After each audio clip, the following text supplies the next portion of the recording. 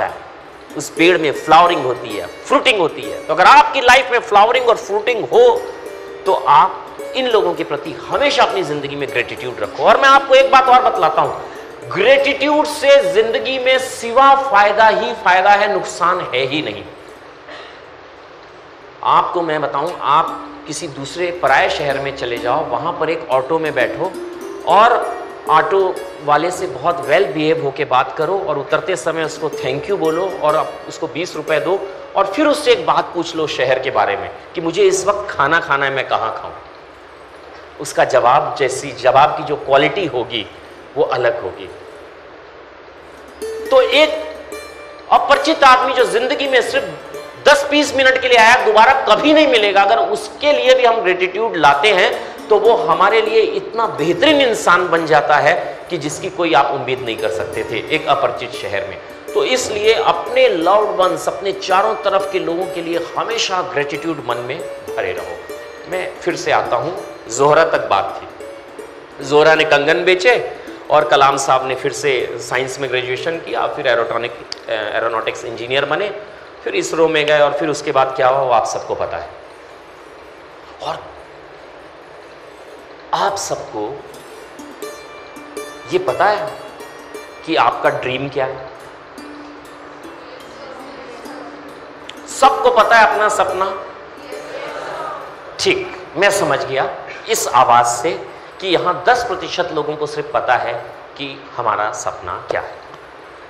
90% आदमी को यह ठीक ठीक समझ में नहीं आता कि उसका सपना क्या है। यह भी एक प्रॉब्लम है। हार्वर्ड यूनिवर्सिटी ने एक रिसर्च कंडक्ट किया अमेरिका जैसी कंट्री में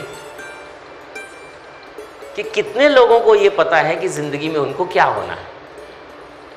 अमेरिका में 1 लाख सैंपल लिए गए रिसर्च के, 1.5 साल का वक्त लगा। आप में से आपको जानकर आश्चर्य होगा क्योंकि समय कम है, मैं खुद ही बता देता हूं। अमेरिका जैसी कंट्री में सिर्फ 3% लोगों को पता था कि वो जिंदगी में क्या होना चाहते हैं। तो यहां 7-8% लोगों को पता है, हम अमेरिका से आगे हैं। लेकिन जो बात मैं आपसे कहना चाहता हूं वो बात यह है कि आज तक नहीं पता था सपना तो कोई बात नहीं।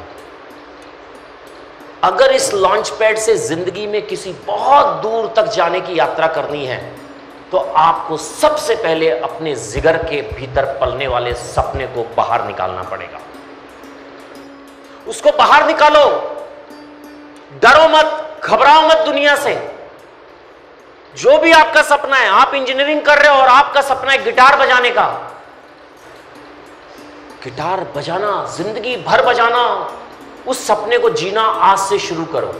कल सुबह से ये इंजीनियरिंग पढ़ते पढ़ते गिटार सीखना भी शुरू करो।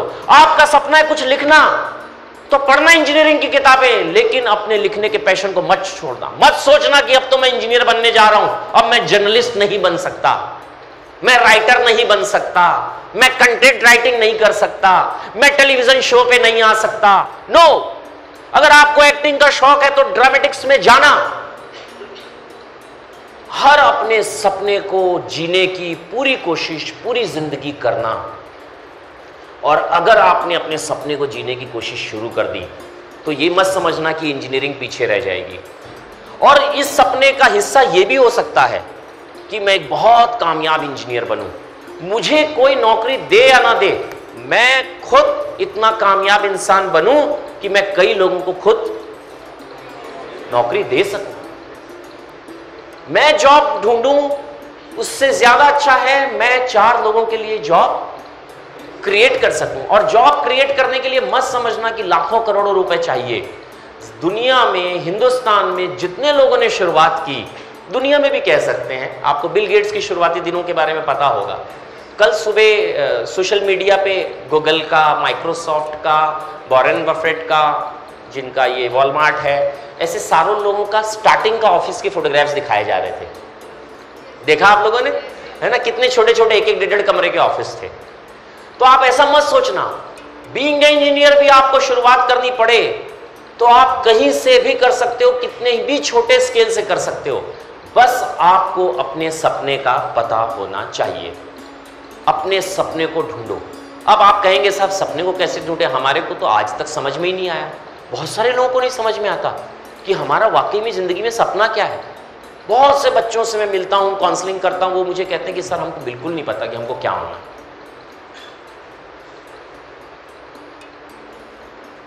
देखिए, दो दिक्कतें हैं। जब हम लोग सपना देख रहे थे तो हमारे समय में ना गूगल बाबा नहीं थे, तो बहुत लिमिटेड एक्सपोजर था। और अभी अनलिमिटेड एक्सपोजर होने के कारण क्या है कि हम बहुत ज्यादा कंफ्यूज हैं। एक इंजीनियरिंग में कितनी ब्रांचेस हैं आपको पता है? बीटेक करने के बाद स्पेशलाइजेशन अगर आप करना चाहें तो कोई बताना चाहेगा? नहीं, कोई बात नहीं। जब मैं आपके कॉलेज में आ रहा था तो मैंने थोड़ा सा होमवर्क किया, because I am from commerce background.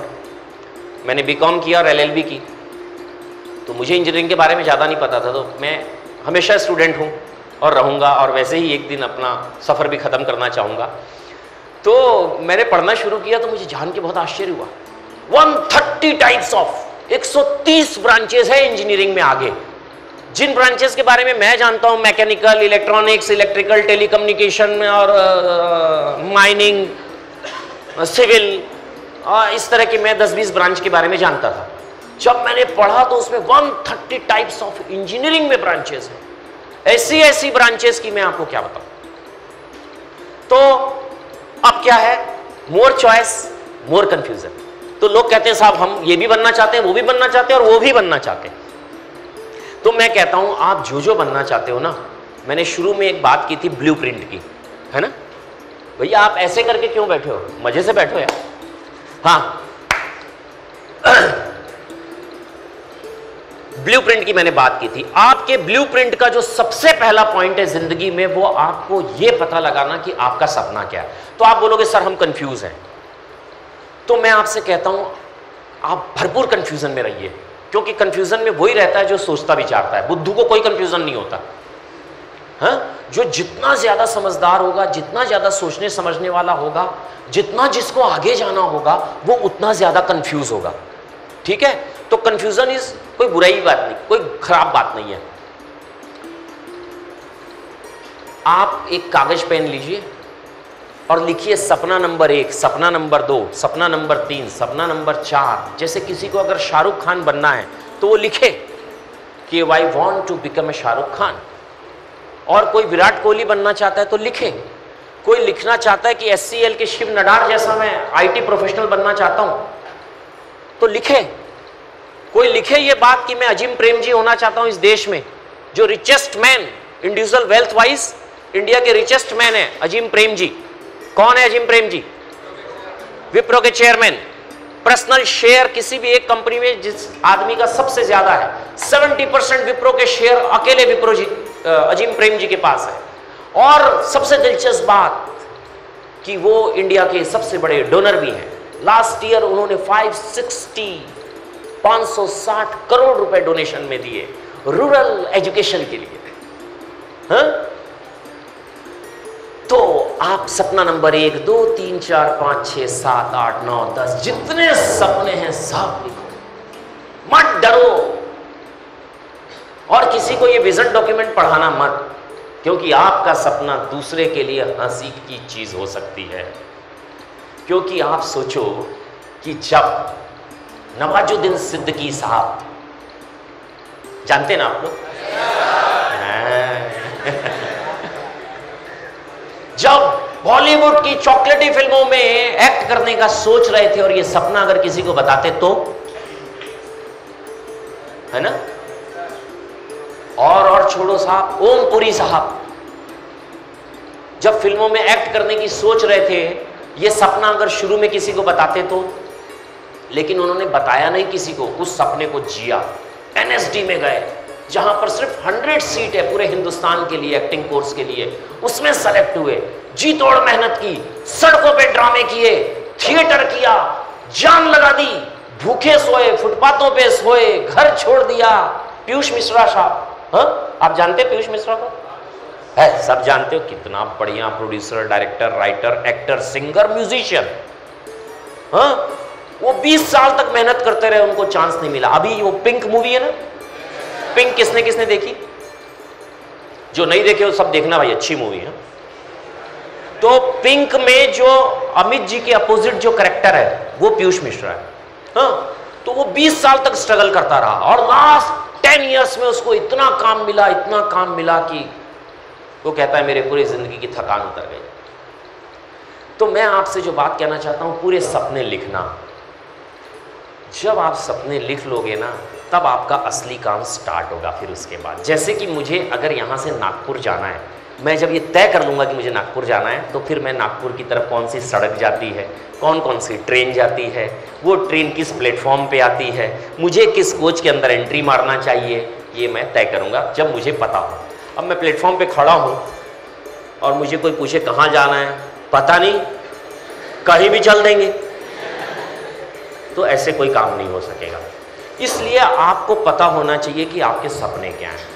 अब आप उस सपने के हिसाब से मेहनत शुरू करने के लिए रिसर्च शुरू करो अपना। बल्कि मैं आपसे कहूँगा कि सपना नंबर 1, 2, 3, 4, 5 एक पेज पे मत लिखो, अलग अलग पेज पे लिखो।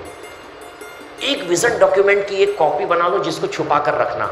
घर वाले समझेंगे जरूर इसमें लव लेटर लिखता होगा, पर आप डरना मत, आप उसको छुपा के रखना। आप कहना, और किसी दिन कोई छीन ले किताब तो उसको कहना हाँ दिखा दो, ये है मेरी महबूबा, मेरी ज़िंदगी, मैं इसी गुलाबों से प्यार करता हूँ जो है मेरी ज़िंदगी।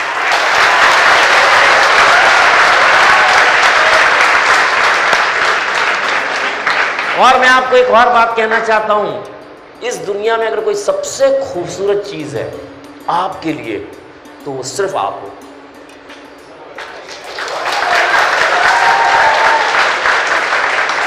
दूसरा कोई भी आपके लिए आपके जैसा खूबसूरत नहीं हो सकता। आप दुनिया के सबसे खूबसूरत, सबसे स्मार्ट, सबसे टैलेंटेड, सबसे प्यारे, सबसे महबूब इंसान। अपने आप से प्यार करना सीखो, और जब अपने आप से प्यार करोगे तब समझ में आएगा किसी और से प्यार करने में कोई मतलब नहीं है, क्योंकि तुम किसी और से कितना भी प्यार करो, वो सड़ी सी बात में तुम्हारी ऐसी की तैसी कर देगी।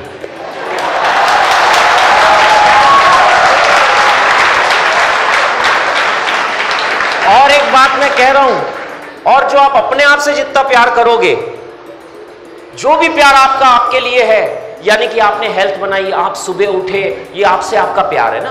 आपने अच्छा खाया, आपने अच्छा सीखा, अच्छी बातें सीखी, खूब ग्रेटिट्यूड किया, लोगों का प्यार कमाया, ये सब आपके साथ मल्टीप्लाई होता जाएगा। कोई इसकी ऐसी की तैसी नहीं कर सकता। ये सब हमारी एसेट्स बनती जाएगी और मल्टीप्लाई होती जाएगी। 2 से 4, 4 से 8, 8 से 16, ऐसा प्लस नहीं, मल्टीप्लाई होगा। जितनी मोहब्बत आप अपने आप से करोगे और जितनी मोहब्बत किसी और से करोगे, आप अपने आप को जाया करोगे। आप बोलोगे आप प्यार के दुश्मन हो। नहीं भैया, मैं प्यार का दुश्मन नहीं हूं, पर मैं कहता हूं सबसे पहले आप अपने आप से मोहब्बत करना सीखो। जब आपकी आपसे मोहब्बत पूरी पक जाए ना, तो किसी दूसरे से भी सही मोहब्बत कर पाओगे। उसके पहले वाली मोहब्बत तो अधकिचरी होगी, खलनायक टाइप वाली।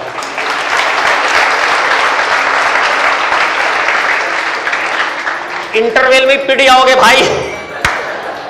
इसलिए अपने आप से मोहब्बत करो। तो वो विजन डॉक्यूमेंट बनाना, और कोई छीन ले तो कहना हाँ यही है मेरी मोहब्बत, गुलाबो मेरी जिंदगी।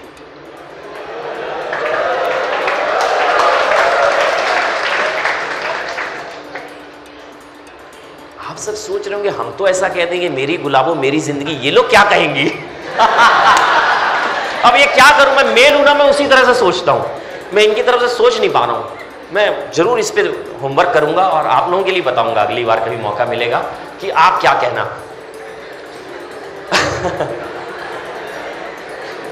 चलो थोड़ा हंस लेते हैं इस बात पे। हंसने जैसी बात है ये। एक दिन मैं वैलेंटाइन डे पे विश कर रहा था, फेसबुक पे लिख रहा था, तभी मैंने ये बात लिखी कि सबसे खूबसूरत तो तू है गुलाबो मेरी जिंदगी। तब से मुझे लाइन से बड़ा प्यार हो गया। और चूंकि मैं जब स्कूल में था तब से मैंने ऑडिटरी में आ गया मैं, और तब से मुझे मेरे सपने का पता लग गया। जब मैं क्लास 6 का था तब मैं उन बहुत ब्लेस्ड लोगों में हूँ जिनके ऊपर मेरे गुरुओं की, मेरे माँ बाप की बहुत कृपा रही। तो मुझे क्लास 6 में समझ में आ गया कि मुझे ज़िंदगी में क्या होना है। उसके पहले तक मैं ब्लैंक था, क्लास 5 तक मेरे को नहीं पता था मैं ज़िंदगी में क्या करूँगा। 6 से मुझे पता लग गया, और तब से मैंने स्ट्रेट एक ही लाइन को फॉलो किया कि मुझे ज़िंदगी में यही होना है और इसके सिवा कुछ नहीं होना है। सो हम कहां थे? गुलाबों नहीं, गुलाबों से बाहर आए। अब हमने विजन डॉक्यूमेंट बना लिया अपना, अपने ड्रीम्स लिख लिए। मैं आपसे कहता हूं एक ड्रीम को एक पेज पे लिखना, और फिर आप उस एक ड्रीम के लिए क्या कर सकते हो, क्या हो सकता है, क्या फैसिलिटीज है। जैसे कि मान लीजिए आप में से किसी ने लिखा कि मुझे लॉन टेनिस प्लेयर बनना है। आपने पेश, आपका सबसे बड़ा सपना है, अब आप यहां इंजीनियरिंग में हो और आपने लिखा कि साहब मेरा सपना है एक national international lawn tennis player बनना। तो आपका यहां से सर्वे शुरू होगा कि मैं यहां पर क्या कर सकता हूं, यहां पे कौन कोच है, क्या फैसिलिटीज़ है, स्टेट लेवल पर क्या हो सकता है, नेशनल लेवल पे क्या हो सकता है, इसमें स्पॉन्सरशिप कैसे मिल सकती है, मैं किस लेवल तक काम कर लूं कि मुझे स्पॉन्सर करने के लिए कंपनी आगे आ जाएगी, मुझे और क्या ऐसा करना चाहिए जिसके कारण मैं पढ़ाई के साथ भी इस अपने पैशन को जी सकूं। इस पर आप काम करना शुरू करिए। 1 दिन, 2 दिन, 3 दिन, 5 दिन, 7 दिन। अभी काम करना बहुत आसान हो गया है, इसलिए मैं कहता हूं 10 सपनों पे भी आप काम कर सकते हो। हमारे समय में इतना आसान नहीं था, हमें एक सपने जीने के लिए बहुत कुछ इधर उधर से ढूंढना पड़ता था। आपके पास सब कुछ यही है, आप ढूंढो, रिसर्च करो, अपने रिसर्च को अपने पेज नंबर 1 पे लिखो। और मैं आपसे एक बात कहना चाहता हूं, अपने सपने में किसी को इंटरफेयर मत करने देना। कोई आपसे कुछ भी कहे, लेकिन अगर आपके दिल में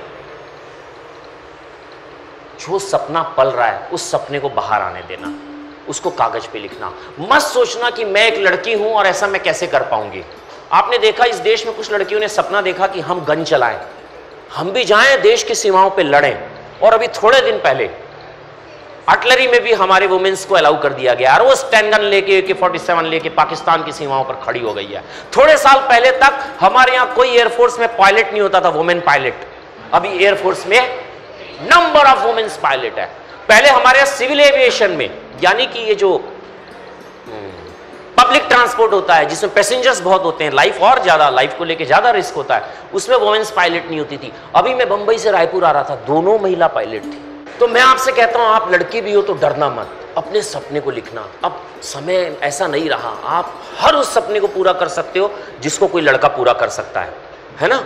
आप अपने सपने को लिखना, फिर उस पर रिसर्च करना, page 2, page 3, page 4, page 5, plan 1, plan 2, plan 3, plan 4, plan 6, ऐसा हम बनाते हैं ना एग्जाम के लिए कि ये सारे क्वेश्चन तो मैं एकदम जबरदस्त कर लेता हूं, और प्लान 2 में ये क्वेश्चन कर लेता हूं कि ये नहीं आया तो कम से कम इस पे मैं काम कर सकूं।